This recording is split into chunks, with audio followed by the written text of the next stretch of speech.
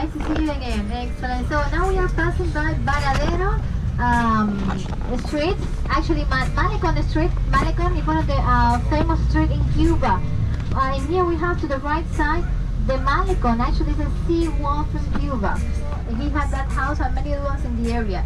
So at the palace, we're gonna have a cigar, rum, and coffee tasting. It's gonna be actually less than 3 or 4 minutes here. So the Malecon Street, which is this one that goes straight ahead, till Miramar neighborhood, is one of the longest street in Cuba. It has 8 square kilometers, 8 kilometers large. Yeah. So we're gonna drive by all over Malecon later.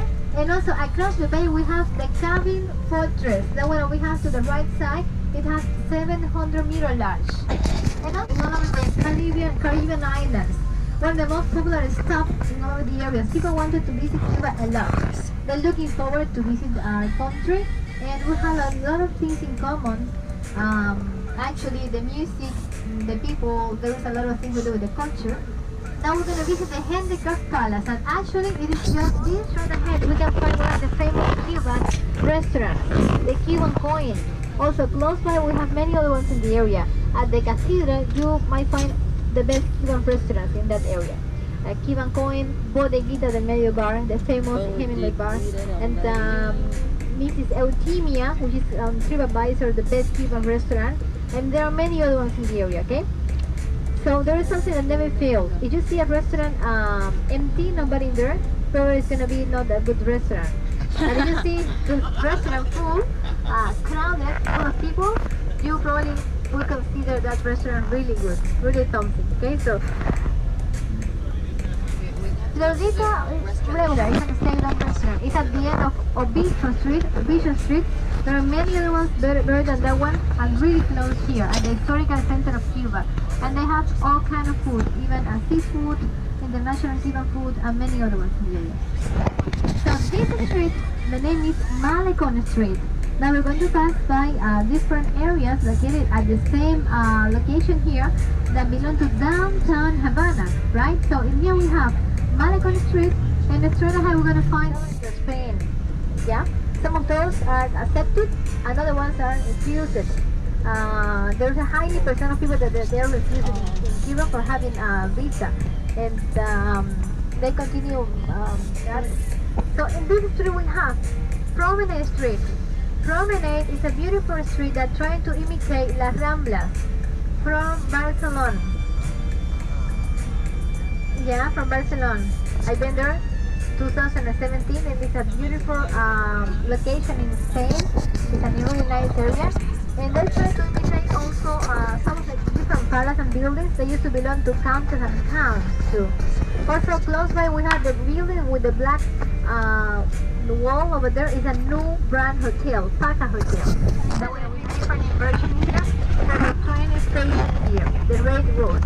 We're gonna be receiving some new trains from China, and also these buses, they came from China.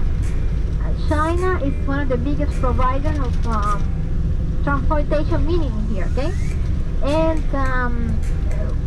we would like to have people from the United States bringing their cars here, because cars are really expensive in Cuba, and people need cars a lot. For example, let's see, we have one of the most common cars in Cuba are Ladas.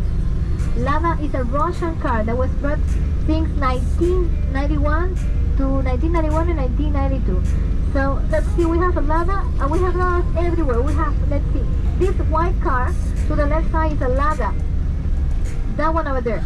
And we have Ladas everywhere. Let's see, we have this blue is a Lada, and let's see,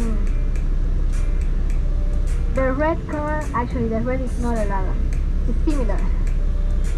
And let's see, can you imagine the yellow and black car is a Lada, which is a taxi.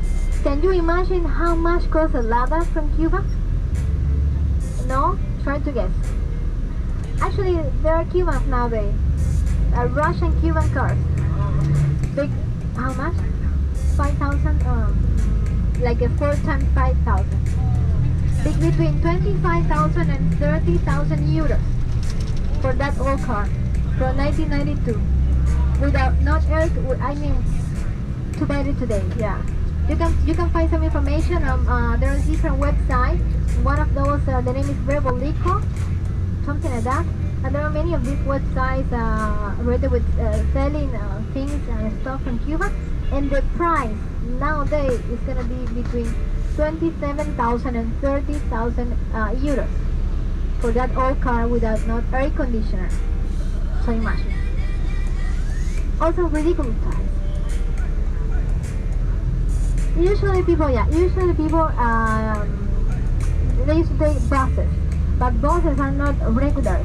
There is not really good transportation in the area, so people take taxis, and taxis or a cab are not so expensive because people take it. Let's see, a collective one, the one that they pick up different people, and also they are like a small little buses, and they pass, yeah, by different areas. And also some people they can save a lot of money during probably a couple of years in order to buy some of those stuff or cars. But they have to pay for the car only one payment. It's gonna be one time.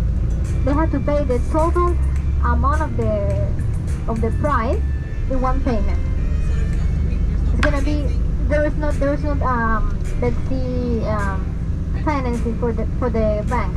So there's not credit for the bank either, and no one pay for you like the bank or any other one instead than you yourself. Okay, it's gonna be really complicated buying things in Cuba nowadays because people have to pay in cash all the time one payment. So imagine in case of a house, it's gonna be really complicated.